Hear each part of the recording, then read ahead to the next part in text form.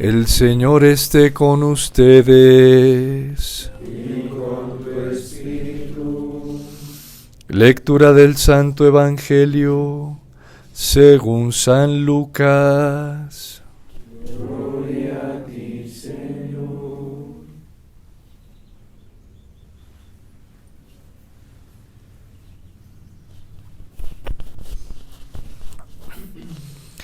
Un sábado Jesús entró en la sinagoga y se puso a enseñar. Había allí un hombre que tenía la mano derecha paralizada. Los escribas y fariseos estaban acechando a Jesús para ver si curaba en sábado y tener así de qué acusarlo. Pero Jesús, conociendo sus intenciones, le dijo al hombre de la mano paralizada: «Levántate y ponte ahí en medio». El hombre se levantó y se puso en medio.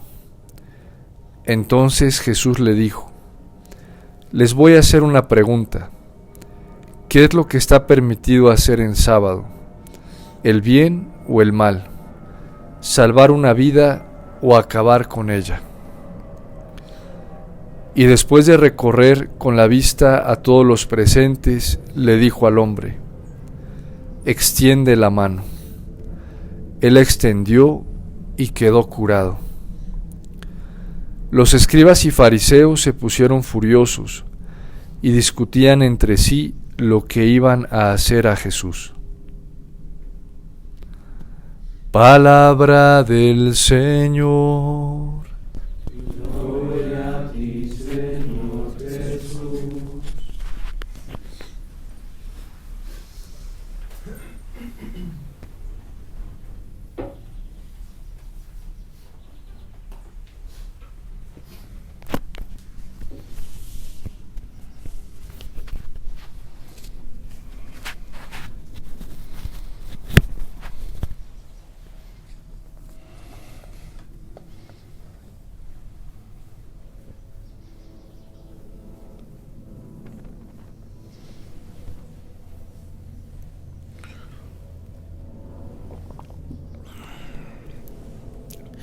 ¿Qué es lo que está permitido hacer en sábado? ¿El bien o el mal?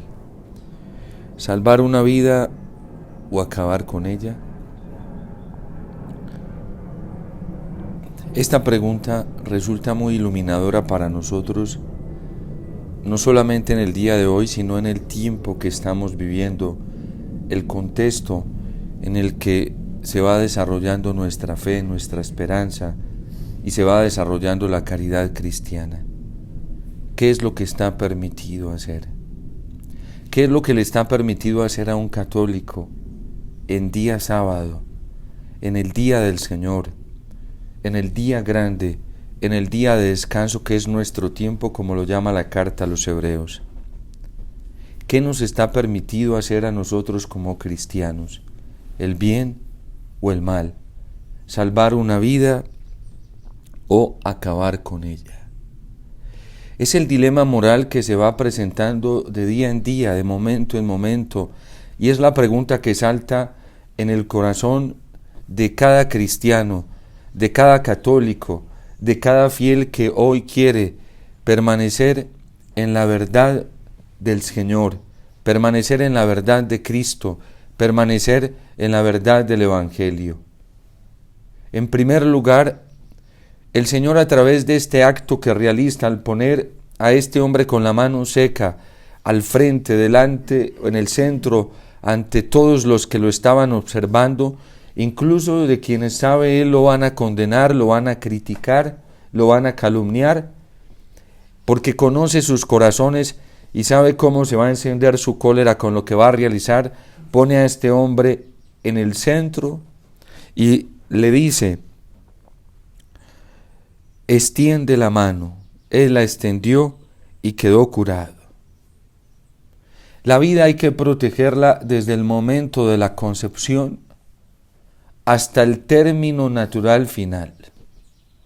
Y no podemos entrar en esa mentira y en ese engaño que traen hoy las agendas políticas internacionales, que para defender la vida, por ejemplo, de la mujer, es necesario matarla del niño. Para defender la vida de un pueblo es necesario acabar con unas 4, 5, 20 o 30 vidas. Ellos también están utilizando este precepto y este criterio del Señor, pero de manera diferente. Se salvan 50 y 100 vidas acabando con 5 o 6. Y ese no es el presupuesto del Señor en el Evangelio. La vida hay que protegerla en toda su dignidad, y aquí es un solo hombre el que se pone en el centro con la mano seca, y esa vida hay que protegerla, esa vida hay que salvarla, esa vida hay que aliviarla, esa vida hay que refugiarla. Una sola vida es importante para el Señor, una sola vale su sangre, una sola vale la entrega de su cuerpo y de toda su vida. Por una sola el Señor vino a este mundo y se entregó sometido a la injusticia, al maltrato y a la calumnia por salvar uno solo. Yo recuerdo en algunas ocasiones donde salíamos prácticamente toda la comunidad de hermanos y hermanas. Nuestra fundadora, la Madre Alicia, nos mandaba evangelizar. Y a veces íbamos a eventos masivos con 1,700, 800 personas, la mayoría de ellos jóvenes, a colegios. Y nos preguntaba cuando llegábamos, nos reunía a todos y nos decía: mijitos, ¿cómo les fue? Y de repente, entre todas las experiencias, alguien compartía que alguien se había acercado a la confesión muy arrepentido y había encontrado la gracia del Señor. Y siempre nos decía: por una sola alma, por una sola, vale la pena cualquier esfuerzo. ¿Cuál está siendo el presupuesto o el criterio de muchos católicos hoy? En Colombia lo fue y lo sigue siendo. Entre algunos que andan aprovechándose de un raciocinio débil que hoy tienen los cristianos, de una voluntad que ya está viciada por el mal, de una libertad que puede ser manipulada, y entonces por defender una nación no importa apostar a algunos principios que vayan atentando contra la vida y la dignidad de la persona humana. Y esta gente se hace llamar católicos. Se presentan como católicos, pero no lo son. Solo es una payasada y una caricatura de lo que es verdaderamente el Evangelio. Porque presentan la salvación del hombre, presentan la salvación de la vida humana, absolutizando algo que es medio, como lo es la política. Por salvar una nación, pusieron en peligro, y no solamente en peligro, sino optaron por la muerte de los niños que están en el vientre materno, en las 3 causales aberrantes, terribles, desastrosas, que ya tiene injustamente aprobada este Estado colombiano. Pero esta misma gente salía a marchas, promovía marchas, invitaba a los católicos a hacer marchas para defender la vida, y a ellos mismos no les importó proponer y hacer campañas a favor de legislaciones que van en contra de la vida y asesinan a los niños. ¿Eso cómo se llama? Incoherencia, hipocresía, fariseísmo, mentira y engaño. Uno no puede ser y no ser al mismo tiempo. Si uno es provida, es verdaderamente provida. Y provida significa estar a favor de la vida, de una sola vida. Y de una sola, de ahí en adelante, de más vidas. Por una sola vida hay que arriesgar lo que sea. Pero es que está en peligro la nación. Y hasta utilizaban, y lo digo porque esto no me lo estoy inventando, utilizaban el principio de legítima defensa, que se aplica de manera muy contraria, porque el principio de legítima defensa en una nación es para defender la vida. 1, 2, 3, 5, 20, 100. Para eso es el principio de legítima defensa, no para matar vidas. no para matar niños, no para asesinar niños cruelmente que no pueden defenderse por sí mismos.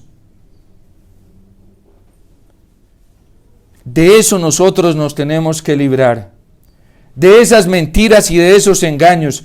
Y ahorita en este ambiente político, ellos siguen haciendo campaña hoy. Ellos siguen proponiendo candidatos, pero no le han reconocido al pueblo colombiano de que a muchos católicos que confiaron en ellos, a muchos creyentes, les hicieron cometer un error, porque se decían estar a favor de la vida, pero ellos no están a favor de la vida. A ellos no les importa la vida, a ellos no les importa que hoy niños mueran inocentemente en los vientres de las madres, y son cientos en Colombia. Nosotros no podemos apoyar esta crueldad, nosotros no podemos hacernos los de la oreja mocha ante estos errores. Nosotros no podemos obviar el error. Perdonamos, amamos, tenemos misericordia con todos ellos, pero jamás vamos a obviar el error y jamás tenemos que dejar de denunciar el error, porque el error hay que denunciarlo y detrás de cada error hay sujetos que lo están cometiendo y están llevando a las almas a cometerlo. No les crean, porque han hecho un daño muy grande. Y ojalá se retractaran públicamente para creerles. De resto no se les puede creer, porque la persona que está verdaderamente arrepentida reconoce el error y asume las consecuencias de ese error y repara por ese error. Nosotros no podemos hacernos los ciegos y quedarnos tranquilos mientras gente inocente está muriendo en nuestro país y en muchos países. Le hacían una pregunta al Papa Francisco frente a una situación que los periodistas y todos los analistas de esta situación lo conocen, y mucho más la Iglesia. Estas propuestas políticas se vienen presentando desde hace mucho tiempo. Ya Europa ha vivido y ha pasado por estas experiencias, y Europa hoy está viviendo las consecuencias de este acto catastrófico. Lo que pasa es que cuando a alguien le gusta el poder, se enceguece, y el poder es peor que una droga, que esas que están saliendo hoy, porque el poder enceguece a las personas. Y cuando a alguien le encanta el poder, se deja enceguecer y fascinar por él, y es capaz no solamente de apostatar de la verdad, sino de ir apostatando de los principios morales católicos, cristianos y de los principios de fe. Eso le está pasando a muchos católicos hoy. El Papa Francisco precisamente le hacían esta pregunta advirtiendo de estas amenazas que ya el periodismo lo sabe, de políticas y criterios políticos que van entrando en América Latina, donde para beneficiar a la mujer y beneficiar ciertas vidas en un estado, en una nación, se ha titulado el aborto como un mal menor, para que no aparezca como algo grave, pero ahora se está llegando a un nivel más descarado. Ya no se le llama mal menor, sino bien mejor. Permitir la eutanasia para que suban al poder algunos políticos que pueden darle un beneficio a algunos estados. A eso se le llama un bien mejor. Y quienes proclaman esto se hacen llamar católicos, son descarados, con la vulnerabilidad de los jóvenes, con la vulnerabilidad de la gente que no tiene ya una capacidad reflexiva hoy, con la vulnerabilidad de la persona que hoy está como tirada ahí al vacío, porque no tiene la capacidad de discernirlo suficientemente.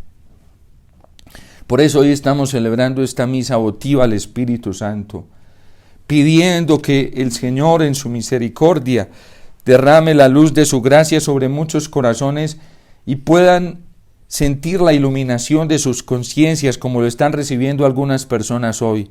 Es verdad que eso cuesta y que es doloroso y que a veces es traumático cuando llega esa luz de Dios y nos encara porque a veces nos ponemos ansiosos sin saber para dónde coger, y es que la verdad de Dios cuando nos encara resulta muy fuerte, pero también es un remedio saludable, porque el Señor mismo nos ofrece la salida de su misericordia y nos ofrece la posibilidad de volver a Él.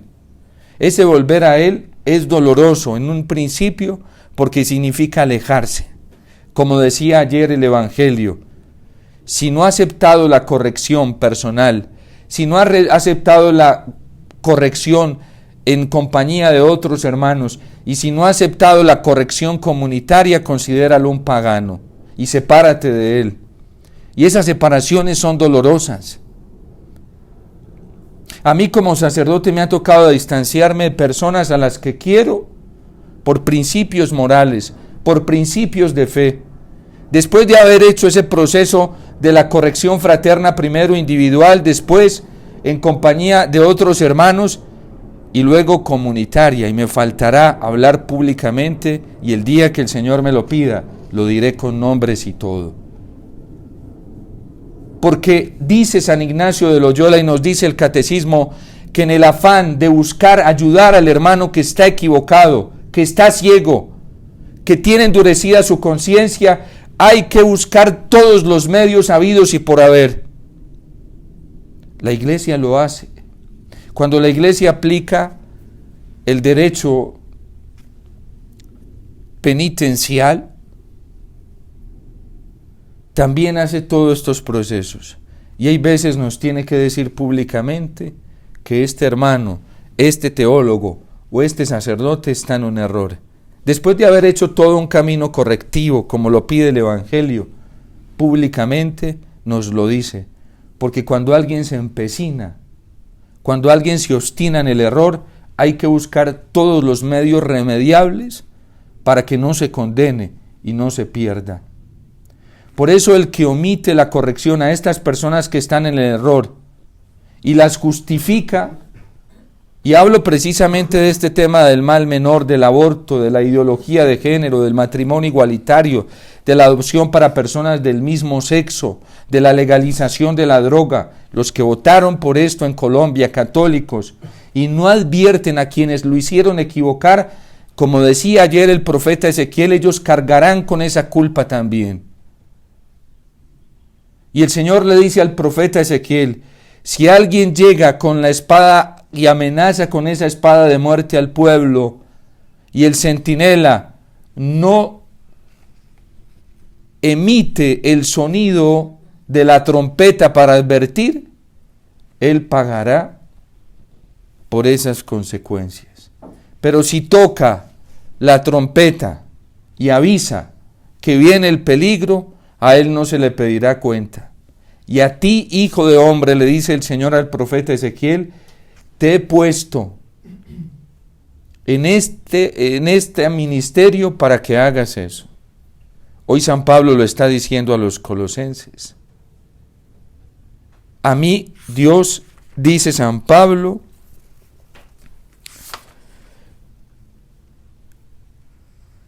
por disposición de Dios, yo he sido constituido ministro de esta iglesia para que predicarles por entero su mensaje, o sea, el designio secreto que Dios ha mantenido oculto desde los siglos y generaciones, que ahora ha revelado a su pueblo santo. Dios nos capacitó a todos, en diferente grado y medida, para comunicar su palabra, para anunciar cuál es el designio salvador. A nosotros no nos va a llevar al cielo ningún político, ningún partido. A nosotros no nos va a dar la libertad que necesitamos en nuestro corazón ningún ser humano, ninguna institución. La iglesia misma no se sabe fin en sí misma. La iglesia sabe que ella es un medio, un instrumento, pero jamás la iglesia se autoproclama salvadora. Ella sabe que solo es un medio para conducir a la salvación que es Jesucristo. Miren lo que ha pasado en la historia de la iglesia, de instituciones religiosas, instituciones clericales, instituciones laicales, que se han autoproclamado mesiánicas, absolutas en el plan de salvación, Y hoy hay muchos grupos de esos dentro de la iglesia. Ni siquiera la iglesia lo ha hecho. La iglesia nos dice, el único que salva es Cristo. Proclama este designio salvador, es el Señor, es la Eucaristía, es su palabra, es el contacto con los sacramentos. ¿Qué hacen estas gentes? Sembrar cizaña entre el pueblo y la jerarquía. ¿Y saben para qué lo hace el demonio? Para separar al pueblo de la jerarquía. Y cuando el pueblo es separado de la jerarquía, el pueblo va quedando expuesto al dominio del mal, porque va quedando sin el vínculo sacramental, que es el que verdaderamente nos protege. La teología de estas personas es una teología muy nociva, muy dañina, porque se autoproclaman como absolutos, como únicos medios de gracia, como únicos medios de salvación, como únicas posibilidades para vivir en Dios, y hasta allá superan a la Iglesia Católica, que tiene la experiencia y el testimonio de más de 2000 años. Una iglesia que ha mantenido siempre la frente en alto en medio de sus debilidades y fragilidades. Y la gente vulnerablemente se está dejando arrastrar por esto. No todos, gracias a Dios. No todos, porque hay gente que está abriendo su corazón al Señor y que está recibiendo luz en su conciencia para no dejarse engañar. A estos los llaman agentes de división, pero a ustedes no les debe importar eso. Siéntanse felices, que en medio de esos ambientes, por ser fieles al Señor, los insulten, los maltraten. Siéntanse felices porque van por donde es. Siéntanse felices porque miren a Cristo hoy por hacer la voluntad del Padre. No sabían qué hacer con Él. Y esta gente va a terminar mal porque entre ellos mismos se van autodestruyendo si no le abren el corazón al Señor. Ellos son causa de división en la iglesia y son instrumentos del mal. Porque cuando uno proclama el error, enseña el error, invita a la gente a vivir en el error, uno es un instrumento del mal. Uno trabaja para el mal. Claro que el diablo se disfraza de Dios, si lo hace, y porque él quiere ser como Dios. Por eso tiene que disfrazarse como Dios. Sabemos por el patrimonio espiritual de los santos cómo se les disfrazaba de la Virgen y se les aparecía de Virgen, de Jesús, de Niño Jesús, de santos. Pero ¿dónde, con qué no puede el diablo? Con la verdad. Con eso no puede. Y por eso San Pablo hoy precisamente lo advierte en la carta a los colosenses. Dios ha querido dar a conocer este designio de su gloria y de su riqueza. Y por eso nosotros lo predicamos, corrigiendo a los hombres. Y los instruimos con todos los recursos de la sabiduría, a fin de que todos sean cristianos perfectos. Sin santidad no hay entrada al cielo. Sin perfección no hay comunión plena con el Señor. Decía Santa Teresa de Calcuta que la santidad no era un lujo, era una necesidad. Sean santos y perfectos como mi Padre Celestial es santo y perfecto. Y por eso nosotros debemos encontrar nuestro único motivo de esperanza, de ilusión, de alegría, de paz, de consuelo en el Señor, como dice el Salmo hoy. Solo Dios es mi refugio, mi confianza es el Señor, Él es mi baluarte y mi firmeza, es mi Dios y Salvador. Hoy manipulan a la gente con la obediencia. Y entonces le dicen, vea, para que usted esté en comunión con Dios y Dios esté contento con usted, usted tiene que obedecerme a mí. Si usted no me obedece a mí, Dios no está contento con usted, porque yo soy la palabra de Dios. Y como yo soy la palabra de Dios, usted tiene que obedecer esa palabra. un laico mal formado hace muchísimo daño. Nosotros fuimos llamados a obedecer la voluntad de Dios y tenemos todo el derecho y el deber de discernir toda orden, toda norma. Nunca la iglesia ha optado por una obediencia sin razón. Jamás. Eso no es de Dios. Eso no es humano. Eso no es ético, eso no es moral. Nunca la obediencia en Dios anula la capacidad racional. Una cosa es que el Señor nos diga que utilicemos la capacidad racional para unirnos a su voluntad. Rendimos nuestros juicios. ¿Qué significa rendir el juicio? Orientarlo al juicio de Dios, orientarlo a la razón de Dios, orientarlo a la inteligencia de Dios. El Papa Benedicto XVI denunció y desenmascaró este tipo de obediencias nefastas. Y decía el Papa que la fe nunca anula la razón. Es más, decía, salvemos la razón. Y salvémosla a través de la fe, porque la fe salva la razón. Estos que piden obediencia hoy sin razón, una obediencia ciega, esta gente es atroz y peligrosa, muy peligrosa dentro de la iglesia. Porque si algo hace Dios es darnos motivos para que nuestra inteligencia, la inteligencia que Él mismo nos dio y que está orientada a buscar la verdad, tenga motivos para creer en Él y para acrecentar más la docilidad de la voluntad en la obediencia a Él. Jamás, eso no es de iglesia, eso no es ético, eso no es moral, eso es del mal. Es que Dios mismo Dios se contradeciría sin anular nuestra capacidad racional. Él fue el que nos dio el talento de la razón. Santo Tomás de Aquino desarrolla esto de una manera estupenda. De hecho, Santo Tomás hizo eso, utilizar su capacidad racional para exponer mejor la fe. El Papa Benedicto XVI, ¿qué hizo? Utilizar su capacidad racional, el talento intelectivo racional que Dios le dio para vivir mejor la fe y proponernos la mejor a nosotros. Esas obediencias ciegas que anulan la capacidad racional no son de Dios, son del demonio, porque solo a Él le encantan las obediencias así. Porque la inteligencia está orientada a la verdad.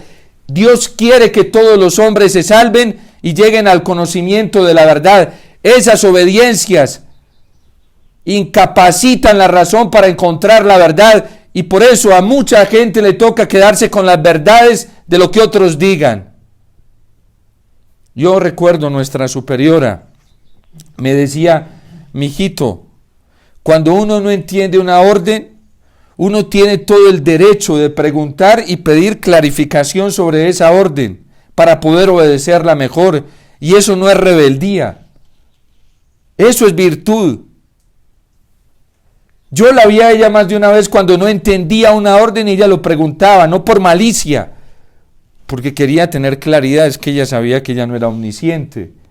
Ninguno de nosotros es omnisciente, el único omnisciente es Dios, que todo lo capta así. Por eso es diferente la inteligencia de nosotros los seres humanos a la de los ángeles. Los ángeles tienen mayor capacidad de captación racional, más rápida que nosotros. Nosotros somos más lentos y eso lo entiende perfectamente Dios. Cuando la Virgen recibe el anuncio del ángel Gabriel, comenzó a preguntarle. Ella necesitaba claridad. Y esas proclamaciones confusas, uno no puede obedecerla, ni debe obedecerla. La moral de la iglesia nos dice que ante una orden confusa y a uno no le quede claro, absténgase mejor. Por eso se llama, en moral hay un principio que se llama el beneficio de la duda. Hay un beneficio frente a algunas dudas que se nos presentan en torno a la verdad, porque quien quiere hacer la voluntad de Dios y quiere cuidar el bien en su alma, lo debe proteger con ese talento de la razón. Pero estas gentes, anulan la capacidad racional en nombre de Dios, en nombre de la virtud, en nombre de la obediencia, en nombre de la unidad. Esto no es de Dios.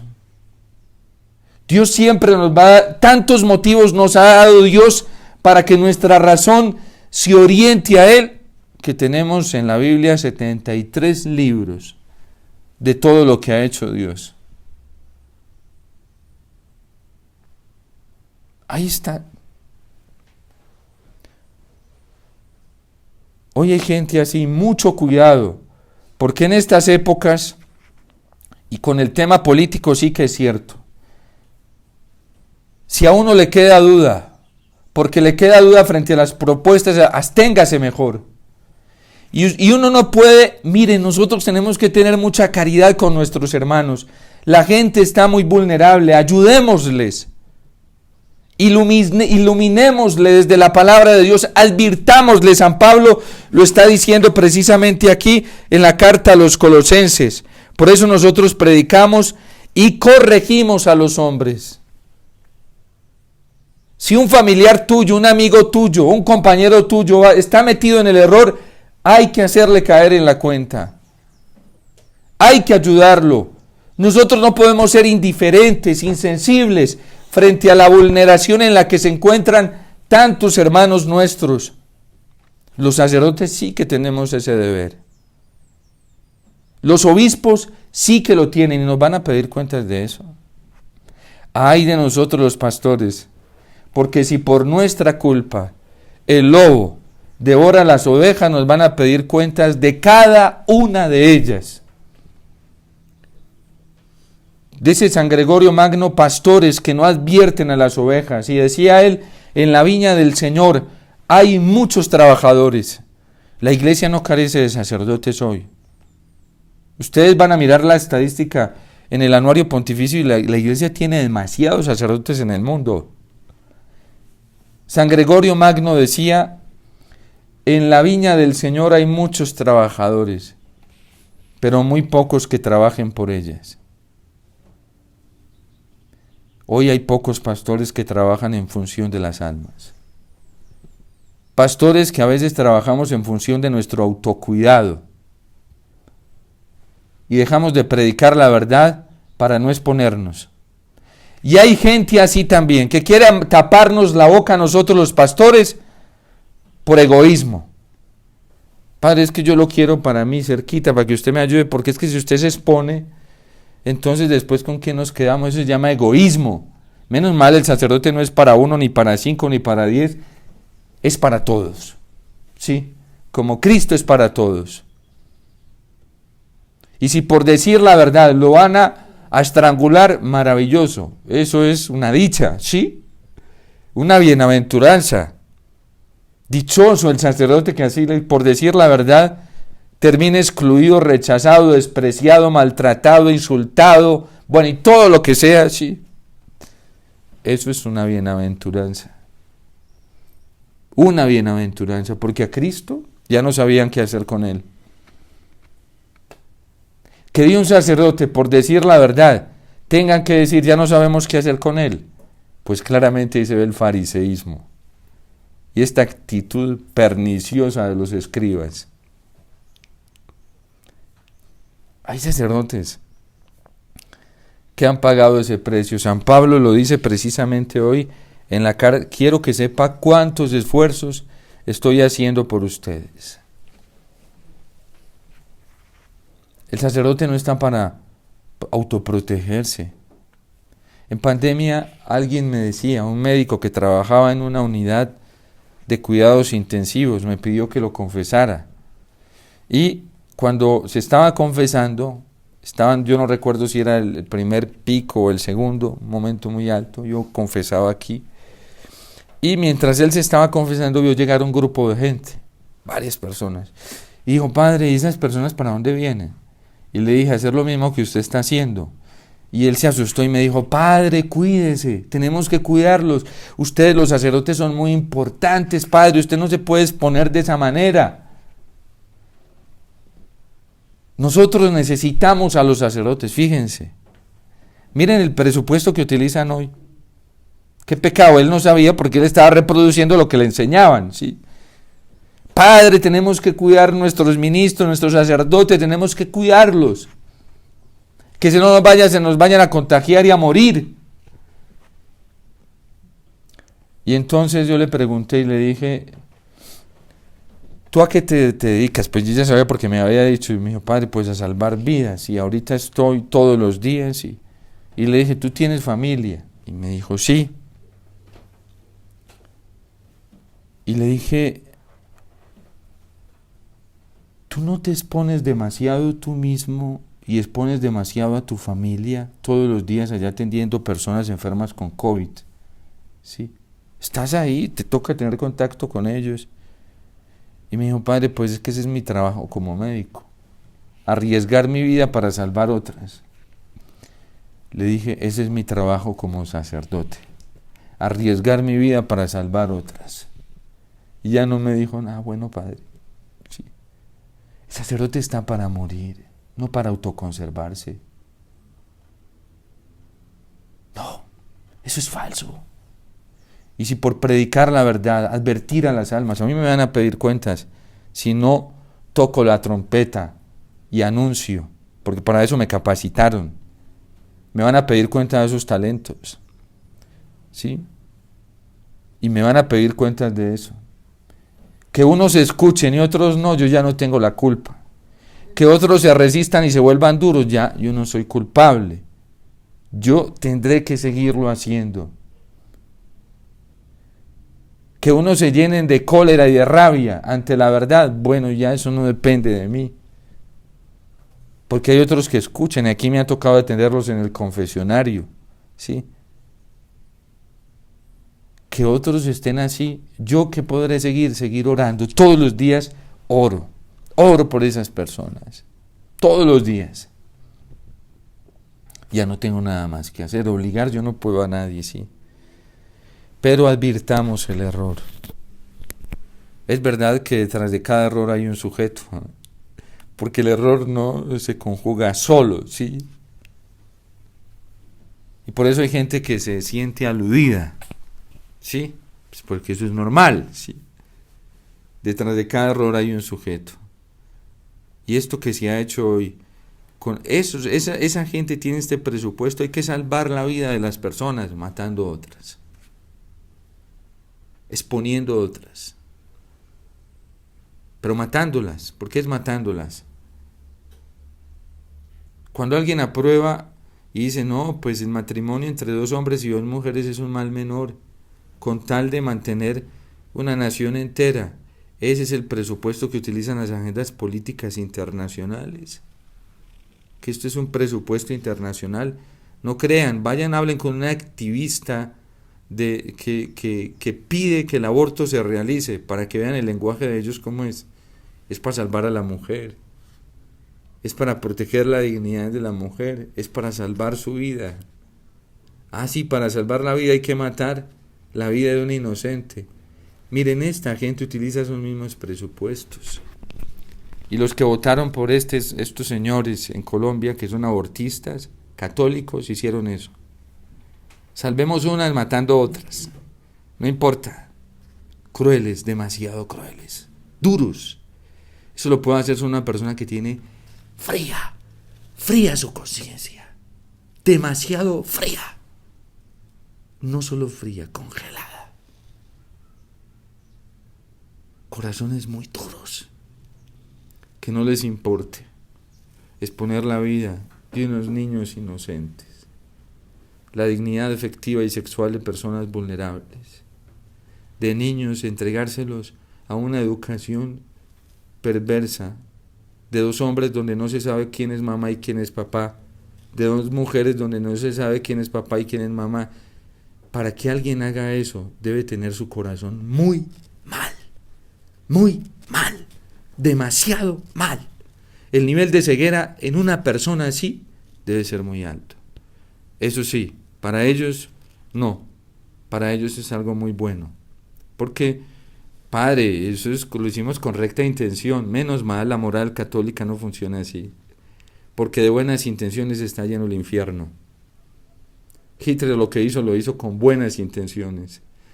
Dice el catecismo que es erróneo juzgar de la moralidad solo por las intenciones. Un acto que tenga una circunstancia, el objeto sea malo, o la circunstancia mala, cualquiera de los tres, de las fuentes de la moralidad, hace malo todo el acto.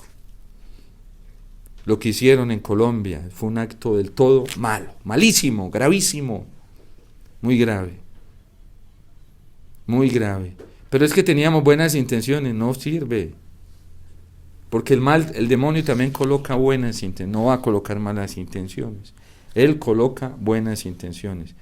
Nosotros, para cuidarnos de eso, tenemos que obedecer la palabra de Dios y el magisterio de la Iglesia. Si no, el diablo nos engaña. Dios te salve María, llena eres de gracia, el Señor es contigo, bendita tú eres entre todas las mujeres, y bendito es el fruto de tu vientre, Jesús. Santa María, Madre